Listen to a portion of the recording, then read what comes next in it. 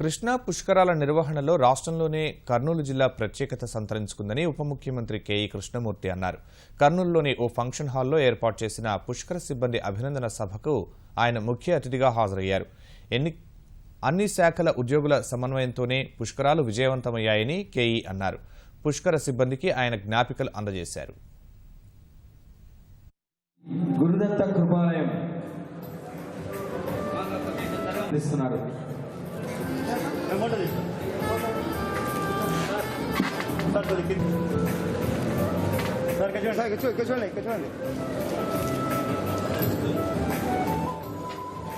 ఏవైతే మనం ఇక్కడ పెట్టామో అన్ని డిపార్ట్మెంట్ల నుంచి అంతా కూడా 99% కూడా మనం డెలిట్ చేయలేం.